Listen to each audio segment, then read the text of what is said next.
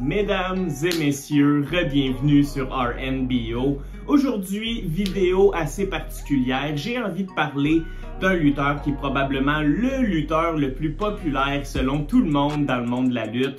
Ce gars-là fait juste respirer et il y a un gros pop. Vous vous en doutez, aujourd'hui, on va parler des problèmes que connaît en ce moment Jey Uso, Monsieur Yeet. Qu'est-ce qui se passe avec lui? Pourquoi on n'est pas capable de le mettre dans un gros spotlight? Il n'est pas capable d'avoir une bonne run solo en ce moment? Eh bien, je réponds à ces questions-là et je vous explique mon take sur Jey Uso qui est vraiment en train de se perdre dans la brume présentement à Monday Night Raw. Jey Uso, honnêtement, a une carrière exceptionnelle, plusieurs fois champion par équipe avec son jumeau Jimmy. Quand on pense aux frères Uso, on pense à leur match contre Kevin Owens et Sami Zayn, on pense à une super belle rivalité contre le New Day et à plein d'autres matchs par équipe tout simplement incroyables, des 5 étoiles. La chimie entre les deux jumeaux est tout simplement parfaite. Une des meilleures équipes de tous les temps, toutes compagnies confondues, honnêtement, les Usos. En ce moment, Jey Uso est probablement le gars le plus over dans le monde de la lutte. Son entrée, c'est la meilleure dans toute la WWE et je vais le dire, la meilleure entrée dans le monde de la lutte en ce moment. Il commence son entrée dans la foule, les Fireflies, c'est tout simplement incroyable ce qu'on vit de Jey Uso en ce moment. Mais malheureusement, on n'est pas capable, une fois dans le ring, d'accrocher avec Jey Uso, de lui donner une storyline qui a du bon sens. Je pense que la WWE est très frileuse avec lui et il y a plusieurs raisons qui peuvent expliquer ça.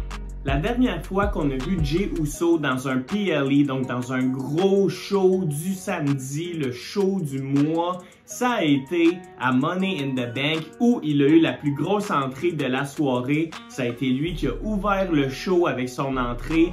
Toutes les autres entrées après lui ont eu de la difficulté à pick-up tellement celle de Jey, elle est incroyable. Mais on l'a mis dans un match avec 5 autres hommes, donc vraiment pas un match pour nous attacher à Jey Uso. Aucune rivalité en solo. Il n'y a rien de concret en ce moment pour Jey Uso. Et ça, c'est un gros problème quand ton gars qui fait les plus belles entrées dans le monde de la lutte est pas capable d'avoir une rivalité accrocheuse pour les fans.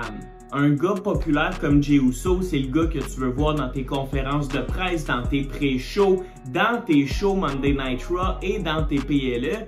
Eh bien, Jey Uso est souvent absent ou ce qu'on voit de lui, c'est souvent juste une petite promo ou simplement juste son entrée et après ça, on l'efface pour donner place à d'autres lutteurs qui vont lutter dans le ring. Donc vraiment rien de concret, je me répète, mais Jey Uso a vraiment besoin de cette rivalité-là, un contre un autre lutteur pour vraiment non seulement nous faire comprendre qu'il est populaire à l'extérieur du ring, mais lui donner une certaine popularité dans le ring. C'est pas en luttant seulement une semaine sur 3 qu'on va rester accroché à long terme à Jey Uso. Quoiqu'en ce moment, il lutte pas énormément, mais on est très attaché par son caractère.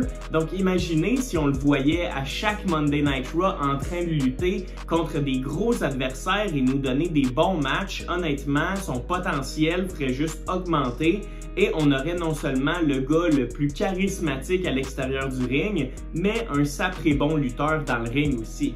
En ce moment, Jey Uso est dans le tournoi pour déterminer l'aspirant numéro 1 au titre de Bron Breakker, le titre intercontinental.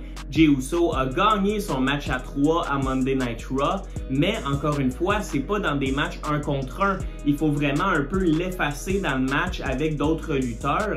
Et je pense éventuellement qu'on va donner la victoire de ce tournoi-là à Jey Uso. On a juste à penser à la promo que Bron Breakker a fait sur Jey Uso, comme quoi il a dit à Jey que personne de sa famille, donc du Bloodline des Anoa'i, a réussi à battre un membre de la famille de Breakker, donc la famille Steiner.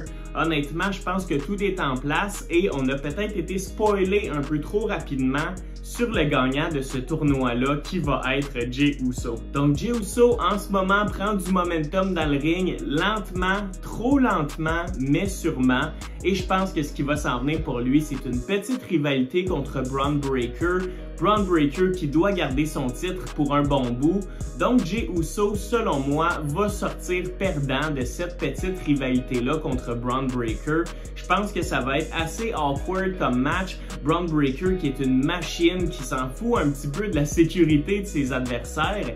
Et Jey Uso, j'ai pas peur de le dire, n'est pas le meilleur en ce moment dans le ring. Il a besoin de plus de matchs 1 contre 1 pour s'améliorer. Le gars a fait carrière en équipe et on le voit faire beaucoup de botches dans ses matchs 1 contre 1. Donc cette rivalité-là va être bonne. Ça va être le Powerhouse contre le Ultimate Babyface, Monsieur Yeet. Mais je pense qu'il manque un peu de chair autour de l'os et que rapidement, eh bien, quand cette rivalité-là va être terminée, on n'aura plus d'autres histoires pour Monsieur Yeet. Je vois aussi dans les prochains mois Jey Uso faire le saut à SmackDown pour aller retrouver Roman Reigns et s'en prendre au nouveau Bloodline. Donc ça, c'est une belle rivalité, c'est une belle storyline, mais encore une fois, rien en solo pour Jey Uso. Et honnêtement, il y a plusieurs questions qu'on peut se poser. Est-ce que Jey Uso est destiné à ne pas avoir de grosses rivalités en solo parce que la WWE ne croit pas en lui et croit que de le mettre dans des histoires de Wargames 5 contre 5, de famille contre famille, de Bloodline contre Bloodline, est-ce que c'est le rôle qui est destiné à Jey Uso? Selon moi, je pense que Jey Uso a tout pour devenir une star en solo. Il est en train de le faire en ce moment, mais c'est vraiment par la qualité des matchs et son temps d'écran qui manque et qui est déficient en ce moment. Mais dans les yeux de la WWE, est-ce que Jey Uso est capable d'être ce MVP-là, être la star du show? On a vu Main Event Jey Uso, on a vu Monsieur Yeet, mais est-ce qu'il est capable de prendre Monday Night Raw sur ses épaules et nous amener des bons matchs semaine après semaine? Selon moi, la WWE croit que non, et c'est honnêtement, selon moi, la réponse qui vient expliquer en ce moment le mauvais booking de Jey Uso. Mais bon, j'ai bien hâte de voir où tout ça va s'en aller. Est-ce qu'on va voir un revirement de situation pour Jey Uso? Est-ce qu'on va le mettre enfin dans une bonne rivalité à long terme qui va nous faire l'aimer encore plus et nous faire comprendre que Crime, il est bon dans le ring et on n'a pas besoin de le cacher dans des matchs à 3, dans des Money in the Bank ou dans des histoires de 5 contre 5, famille contre famille. Donc, Jey Uso a tout pour réussir en solo, mais je pense que la WWE est tout simplement trop frileuse pour lui offrir ce spotlight-là. Donc j'espère que vous avez aimé cette vidéo-là les chums, likez, commentez et abonnez-vous si ce n'est pas déjà fait. Merci beaucoup du support que vous me donnez, vidéo après vidéo, week after week. C'était votre boy Larry et comme on se dit, comme d'habitude, take care and peace!